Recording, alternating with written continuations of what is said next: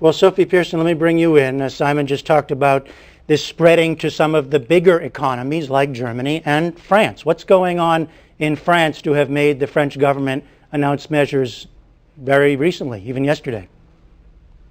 Well, like any other European countries, they are being asked for fiscal responsibility and fiscal discipline. This is reassuring for the financial markets. There is no obvious link between increasing the years for retirement and the financial market, but it brings trust on the market. Secondly, there is a huge deficit. Now the pension is going to reach $39 billion this year. It was $32 billion and it's going to reach $39. What the French government is hoping to do is by 2018, they will make a significant saving, and it's going to be about $19 billion. Now, Sophie, I want to pick up on the question of the retirement age, because that doesn't sound like a big change to us in the United States, but the French economics minister said today, we have broken the myth of retirement at 60. So this is clearly more than an economics question, right? This is a societal norm about how people think about work and life. Well, if you go back in history, it was going down from 65 to 60 with the previous administration, and now that they're raising it up, it feels like the victory from the past is lost. So that's why French people are very dissatisfied. 52% feel that it's completely unfair, and 60% strongly disagree. Simon, how do you see these kind of societal changes about things like retirement age? Well, it's very interesting. Sophie, of course, is right. It was only in 1983, I believe, they reduced the age of retirement from 65 to 60. Now France has one of the lowest retirement ages in Europe, across any industrialized country, but they don't want to give it up. For them, it's become a right. And this, I think, is exactly what the bond markets are pressing on. They want to know, can the governments make any changes, any significant changes in the right direction with regard to stabilizing the fiscal picture? And we'll see this summer in France what kind of protests you get, what kind of backlash against the proposed legislation. When President Jacques Chirac tried to do something similar, a little more dramatic, but something similar, he's the previous president of France, he had to give it up because the protests were so strong. Yeah, Sophie Pierson, so what's happening now, or what do you expect? Where will the opposition come from?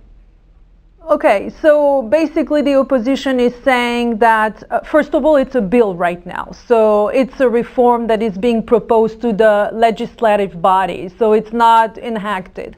On June 24, if, there is no solution that is found between the left and the right, then on June 24, the union are going to go on strike. But of course, this is an announcement. We don't know what's going to happen between now and June 24. So let's wait and see.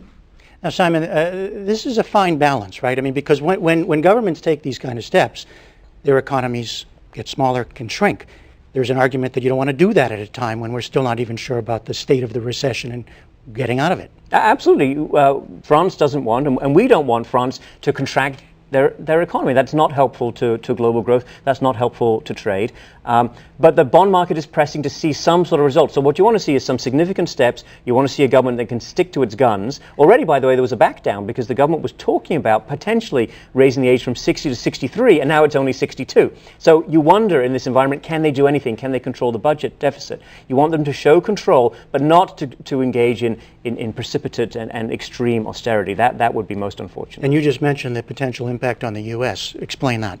Well, global growth is very important to us at this stage. We want trade to come back. We want our exports to rebound. We also worry about the dollar. The dollar has weakened considerably against the euro as a result of these events. None of this is helpful to us coming out of our recession, to unemployment coming down. Even as the euro dropped so much recently. Absolutely. The fall in the euro is helping their economies. It's helping them export. It's not helping us. Now, I don't think we should begrudge them too much. They're in pretty bad shape, and the fall in the euro is helping stabilize the European situation to some extent. But it's not helpful to us. What we need is Europe to get back onto a sustainable, reasonably rapid growth path. And right now, there's some years from getting there. So, Sophie, to what degree is this a political issue going forward? It is a huge political issue because Basically, the opposition and the left is saying that the government is unfair, that it is touching the people, the working class and the people that are working because they have to pay. It's a mandatory system. In France, it's not like in the US where you can basically choose whether or not you're gonna, privately fund your retirement. So for French people and the ones that are not making a lot of money, it's gonna touch them because they're gonna have to work longer and contribute more for a system that doesn't give them back what they were hoping for. And is there any sense of, in terms of public attitudes, are there generational differences here in terms of how people look at what they have to give or what the governments have to do now? Yes, absolutely. I think that the young people may understand better that the economy has changed, that the life expectancy has increased, and that the government cannot fund a retirement plan in a sustainable manner this way for so long.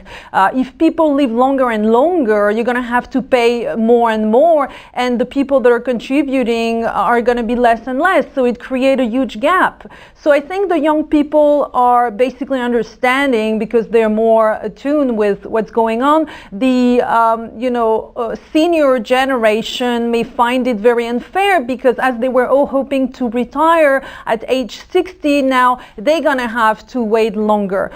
With an exception, the government is making two exceptions. For example, if you started working early in your life, you're gonna be able to retire early with the new system. All right, we will. And also, there is another difference. If you had a very hard job, you're going to be able effectively to retire earlier than 62. So the government is making some exception as well. All right, we will watch it unfold. Sophie Pierson and Simon Johnson, thank you both very much. Thank you.